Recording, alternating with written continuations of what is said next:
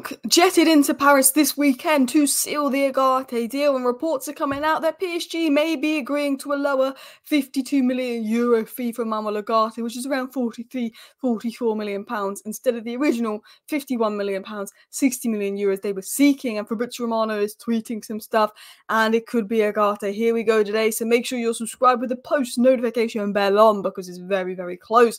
And we've got more updates regarding United's plans for the final week of the transfer window. 4 more deals expected to come, and potentially 3 others as well. Lindelof, this here we go post. What does it mean? What is the latest on McTominay? He looks set to leave. What is the latest on Sancho, Juventus, Chelsea? What is going on?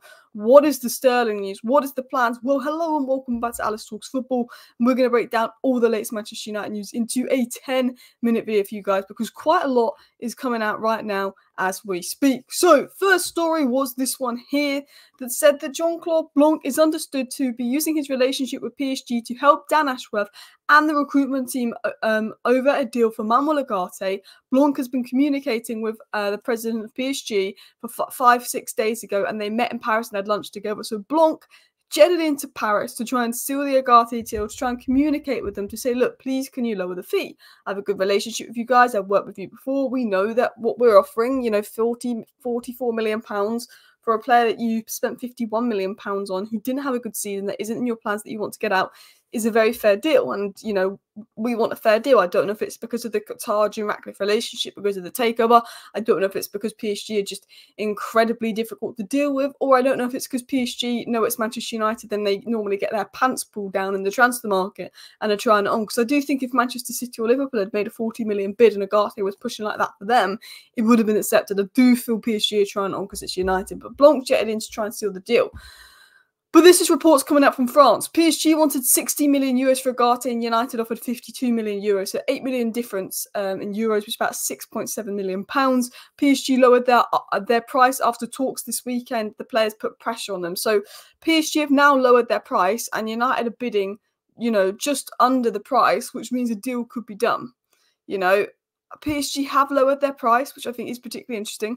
Because maybe this new bid from United of £52 million gets accepted, because just after that report came out, Fabrizio Romano is tweeting the red emoji, the timer emoji, and the Uruguay flag, which is, I'm quote tweeting his thing on Ugarte, saying that it can now be closed. He's saying now that McTominay has agreed to leave and Man United have agreed if he were Napoli, the Ugarte deal can be closed. Now, Fabrizio Romano has been saying so much about Ugarte for like 3 weeks and nothing has happened. But now that McTominay is going, and it's a little bit like Wan-Bissaka, Mazraoui, De Ligt, there was so much going on about that, but we kind of knew it was happening. I think it's a little bit like Wan-Bissaka. He gets his medical, he leaves, we get Mazraoui. I think it's the same situation with Ugarte. McTominay is flying out to Napoli once he can agree compensation with United, which shouldn't be difficult. And then I think it's more that when McTominay goes out to Napoli, Ugarte comes to Manchester, the deals are somewhat interlinked, and yeah, bish bash bosh. I think it's a little bit like the Wan-Bissaka Mazraoui situation. We know it's happening. We know there could be a here we go today, tonight, tomorrow. We've just got to wait for those final details, and then we do get the here we go. Let's continue into the next story as well. So what is United's plan for the rest of the transfer window? Manchester United's provisional intention is to make 1 signing and sell 3 players before the transfer deadline: Manuel Ugarte, Scott McTominay, Jadon Sancho, and Hannibal Mejbri. So Manchester United's plan for the final week of the window is to bring in Ugarte, sell McTominay, sell Sancho, sell Mejbri, and that's the plan. I think it'll be Sancho alone with obligation to buy. McTominay will get about 26 million for, and Mejbri will probably get 4 or 5 million for, and Ugarte comes in. I think all of those deals do happen, bar the Sancho one's difficult, but I think United are now willing to let Sancho go on loan, just so he's not around causing issues in the dressing room, you know, there being potentially a negative environment there, because obviously not having the best relationship with Ten Hag. Now, other ones to watch is, of course, Victor Lindelof and Christian Eriksen. Now, there's an expectation Eriksen could leave United. He's willing to lower his wages. He wants game time, obviously not played for United in these last couple of games. And, you know, United said, look, we're going to accept offers of like £3-4 million for Eriksen. There's interest from Anderlecht, there's interest from Ajax. They just see Eriksen's wages as a bit of a difficult block. So Eriksen's the kind of guy who sort of suggested he would lower his wages to play football. So I can't see that happening. And Victor Lindelof is another one that United are saying, look, you can have him for £6 million, a decent centre-back there. They want to offer Lindelof. They've told him he's not going to play. They've told him to look for clubs. They've told him to go, even though he's injured. But Victor Lindelof is one of those where apparently he's more than happy to stay and run down his contract, because he knows that he'll have to take a wage cut if he leaves United, and he can get a signing on bonus if he obviously leaves United as well for a free, he can get more money and more options. So it looks like Lindelof could run his contract down. But then Lindelof's wife posted this on Instagram with loads of suitcases saying, "Here we go," which prompted people to be like, could Lindelof be going? Could it be like Omar Barada where it's done out of nowhere? Could it be like Bruno's new contract where it's done out of nowhere? There was no rumours about it. I mean, there's been rumours that Lindelof's leaving, but we don't know the club. We don't know who he's spoken to. I mean, I'd assume he's just going on holiday because he's injured and he doesn't need to report for training. I'd assume he's going on holiday. But the "here we go" is very interesting. It's a very big hint from Lindelof's partner there. And I do hope we can sell Lindelof for $6 million. We probably give him a £2 million and get about $4 million for him. But better than that than losing him for free as well. But I think we should have sold Lindelof last year. And we could have maybe got 15 million quid last year. But it is what it is. It's just annoying how bad we sell. Like, we still got like 6 million for Fred. We get like 3 million for all our academy players, but City and Chelsea get like 30 million for their academy players. Lindelof were begging to leave for about 4 million quid. Ericsson begging to leave for 4 million quid. Mejbri we could get 10 million for, we'll go for about 3 million. Pellistri, I think we could have easily got 10, 15 million for. He goes for about 5 million, 6 million. It is annoying how bad we are at selling. Now, I do want to get into the latest on the Sancho situation because I think this again highlights how bad we are selling. New contact between Jadon Sancho's agent and Juventus will take place today to understand if they can reach an agreement on a loan with a buy clause and a salary. Man United want to sell Sancho, but they're willing to do a loan with an obligation to buy because it looks like selling Sancho is going to be incredibly, incredibly difficult. It was then said that United would like to receive about 40 million for Sancho, but a loan with an obligation to buy appears the most likely offer at this stage. They are aware of Chelsea's interest and the Blues are hoping they might even be interested in a swap deal involving Sterling. Now, as far as I'm aware, there's no tier 1 source suggesting that United are interested in Sterling, but they are suggesting that Chelsea are interested in doing a swap deal involving Sterling, but United say we want 40 million for Sancho. Now, one thing I do know is because of PSR and all of that, United don't want to do swap deals. They need cash for Sancho. United have made it very clear, we want cash for Sancho. We're not doing swap deals because of PSR and everything going on. So while Chelsea might want a swap deal with Sterling going the other way, I don't know if Ineos will agree to that. I think Juventus is still ahead in the race.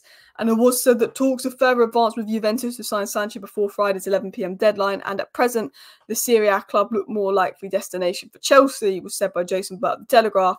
It was also said that Chelsea are considering rivaling Juventus to sign Sancho. The Italian club held talks with United, but so far no agreement. So United have had talks with Juventus for the Sancho. Sancho's obviously had talks with Juventus. Sancho has said yes to Juventus, according to the same reports. I said McTominay said yes to Napoli, and now that has been confirmed.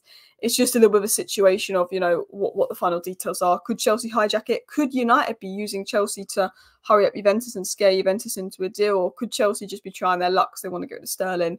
I don't think really Chelsea needs Sancho, but it is what it is. But it looks like Juventus are interested in buying Sancho with an obligation, loaning Sancho with an obligation to buy, which I think United will agree to, because I think if he stays around, it could cause issues. Now, I think if Sancho does go, there is obviously talk of Man United bringing in a winger. I know we looked at Diao of Real Betis, this young winger, but I wouldn't be surprised if United just cast in on Sancho, cashed in on McTominay, only brought in Agate, and then said, you know what, let's see what opportunities arise in January for maybe an attacking reinforcement or another midfield reinforcement, depending on how the season goes.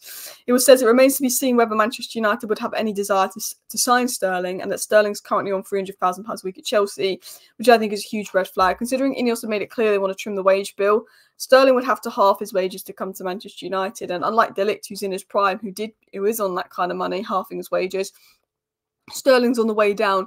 Chelsea want him out. And I think Ineos are smart enough to know that if you're doing business with Chelsea, it always is going to benefit Chelsea, and Chelsea are always going to come off the better end of it. You know, that's what Chelsea do. They only do business with you if they significantly benefit with it. You know, they sold us Mount with 1 year left on his contract for £55 million. They sold Havertz for £65 million. He's been very good at Arsenal, but Chelsea always benefit through their sales, and that's one thing we should learn. And I think 300 grand a week, not a chance, which is probably why it's so difficult for Chelsea to sell him. It was said Sterling is open to joining United if a deal materialises, but it is still in the early stages, and Sterling hasn't engaged with any clubs directly yet. Now, Sterling will want to leave Chelsea, but you know what?